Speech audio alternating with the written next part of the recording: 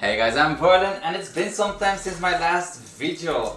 I have a very good excuse. I had a hand surgery. How did that happen? How did I need to have a hand surgery? I broke a tiny part of my bone in my thumb. I have some scars left over from the surgery and yeah, that will probably be marks for the rest of my life. And there are 2 buttons inside of my skin. Yay!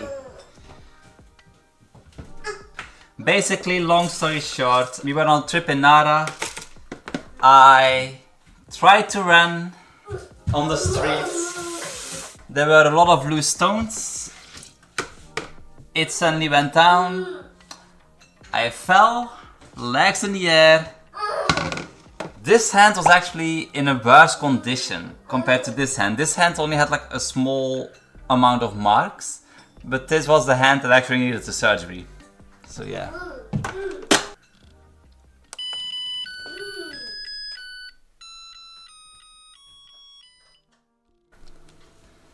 Now this accident happened on a Saturday.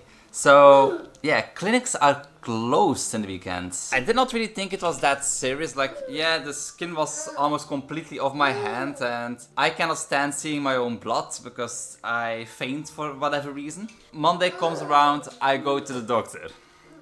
The doctor checks out my hands, he removes the bad skin and puts a bad bandage on it because apparently we did a bad job. Which was kind of to be expected. In the end, my hands healed nicely, so he did a good job. A couple of days later, I suddenly noticed this bone, I could press it and it would go like puku, puku, puku, puku. So I was like, this is not correct. By the way, my kid is playing very much today. He has made a big mess already. But yeah, so we did not take any x-rays, so we had no idea that this bone was broken, and I started like thinking like this is not normal. But because of my hand injuries, I could not really do much. I could not really do cooking, cleaning. So my wife's mother was also staying here. And she said, no, that's normal, look, it also happens with me. And I'm like, in the evening thinking to myself like, no, this cannot be normal, And I took some time and I should have gone directly to the clinic again to ask like, is this normal? Because one day later we took the x-ray and yeah, the bone was completely out of place. We could push it back into place, but because a tiny piece of bone had broken off, yeah, it did not want to stay anymore. It just kept popping out again. And because we waited so long to go to the doctor, to the clinic again, the big clinic with a person who specialized in hands, my kid is playing a lot, he was not there anymore. He only sits at like a certain time 2 days a week. It was kind of a pain because then we had to wait like 4 days I think. Meanwhile, I was sitting here becoming kind of like I already cannot stand my own blood, let alone knowing that there's a bone loose under my skin. So yeah. Okay. So yeah, we end up going to the big clinic and my wife was coming along with me because I was not certain if my Japanese will be good enough. My Japanese will probably not have been a big problem. More the fact that I became I started feeling very bad and very sick the moment that I heard that a piece of bone had broken off and that I will need a surgery, which would reduce my mobility in my hands. That was kind of a shock. I did not expect one small fall to have that big of an impact. And the only reason why that bone actually got loose, like I can show the pictures, like this hand was in a very bad condition, this hand not really, but there was a piece of my skin missing here. And I think what must have happened is I fell on a stone and that stone pushed the bone in exactly the right spots needed to break it. The surgery was 4 days later. Everything went fine. I put on my robe. My wife was allowed to go to the surgery room because I kept feeling very much worried. And then I had another panic attack. Because he asked me, can you still move your hand? I did like this. In my mind, my hand was standing in the air. What actually happened was it felt like a dead piece of meat on top of me. And that completely freaked me out. Like I knew that my hand was going to be numb, but I never had a surgery before and I never had like any like of anesthesia before in my entire arm. And it also did not help that the doctor said that it was also his first time to do that kind of like a surgery. So I don't remember much of the surgery. Just they put a blanket over you. So the way that you're actually laying there, like you're laying completely flat. If you're cold, you get like a warm blanket. That was very nice. You're laying there, and they put a blanket over you, kind of like a cover, a blanket over your body, and yeah, so you don't really see anything. They gave me something to fall asleep because the anesthesia was only in this arm, from here till here. I don't know what it was. Maybe my stress was too high, but I did not fall asleep at all. Luckily my wife was there. I was able to change my mind a little bit by talking to her. And yeah, everything kind of went okay. But then I got home and an arm, for anybody who had anesthesia before, you cannot really move your arm, so you need help with like everything. My hand was also not allowed to get wet. And during the operation they also asked me, do you want a pin inside of your hand or like sticking out? I thought if it's inside of my hand, I'll be able to get my hand wet in like a week or so, or 2 weeks. So I was like, yeah, that's probably better because I'm still stay-at-home dad. I have to take care of my kid. I have to be able to do the dishes and such. Yeah, long story short, my wife's mother stayed here for around a month to help with cooking, cleaning and such, and taking care of the kids, whilst I was sitting still doing nothing and trying to recover as best as I could. There's a button here in my hand, and there's a button over here. And there was a pin over here. I did not make my hand wet. The pin in my hand, that will come. They removed the bandage after like a week, 2 weeks. And I could actually like kind of see my scars for the first time. I was not able to before. I was kind of happy that I would finally be able to get my hands wet. That was until like a couple days later, I suddenly noticed something sticking out of my skin. Like right now there's still like something sticking out of my skin, but that's the button that will for always be in my hand apparently. But yeah, something was sticking out and I could tell it's the needle because it's sharp. But I remember the pictures that he showed me after the surgery. That pin was supposed to be here, not here. So I'm like kind of wondering, I'm getting like kind of like, again, I started getting kind of sick, feeling not at ease, because I knew something was probably wrong, but I was like yeah, maybe this is normal. So I waited a day to go to the hospital again. The day that you go to the hospital, the doctor that did the surgery was not there, the hand specialist was not there, but there was another doctor. He looked at my hands and the first thing he said was, Doshio. Doshio kana. Which basically translates to, ooh, what do we do about this? And that's something you don't want to hear your doctor say, like, how do you fix this? So he tried to contact my doctor who did the surgery, and it went, like, it did not take as much time as I thought it would take, but they were talking about taking the pin out 2 weeks early, and I was not really prepared for that.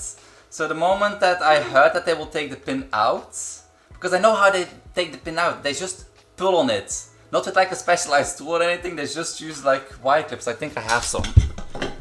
Yeah, so basically they use something like this, but then to like grab things out. They use just a normal tool that you can get in a $1 store.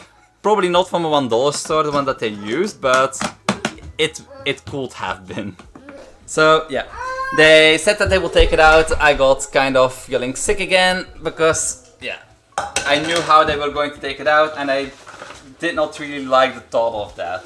Yeah, I almost fainted when he told me the news. Like he wasn't even pulling yet or doing anything and I was already almost fainting. My kid has way too much energy today. They end up taking the pin again. I was not able to make my hand wet for a couple of days. So it's been 1.5 months since I had the surgery and my mobility, I cannot really put my hand flat anymore, so that's part of the movement that I lost. A thumbs up is starting to work a little bit better, but compared to what it used to be, it's yeah, I lost some flexibility, but I noticed that I can move my hand more and more each day, and the pain is also going away quite quickly. Like it took some time before the pain finally started going away. But now I can hold books again. I can shake them without feeling pain, or at least without feeling too much pain. I can rest things on my thumb and be completely fine with it. So So for anybody who else who will have a hand surgery, you need to get through those first month, first 2 months before you can actually start using your hand again. Which was kind of a problem, but again, luckily my wife's mother could help out with housekeeping and such and taking care of the kids. After I was able to use my hand again, I mainly focused on my programming work that I had left and still have, to really get some work, like catch up on work on that. But yeah, I can start using my hand a little bit more. I've been doing all of the housekeeping and the cooking and the cleaning for some time again. I'm slowly getting back into a good work written, a good pattern. We have way too many teddy bears, like they're basically everywhere. But yeah, that's basically my surgery in Japan. In the end, it was not that difficult, and like from all the visitations that I had to the hospital, 2 of them were with my wife, and all the rest of them were me alone, except for the time that I had to take the pin out. That was with my wife's father, because my wife's family did not really trust it to go for me to go alone. And the week after, a couple of days later, when my doctor was there who did the surgery, he wanted to also have a talk to see if everything actually went well and if my hand is healing well, especially because the pin was taken out earlier. But yeah, everything seemed to be well. My wife's father came with me to ask some questions that my family wanted to know, that my wife's family wanted to know. And yeah, for the rest, I always went alone. Like I went a couple of times alone. I went alone when they removed the bandage the first time. I went alone on the 2 checkups after that as well. The Japanese used in hospitals is more complicated, but if they know that your Japanese is limited, they keep it kind of to a small, to an easy level.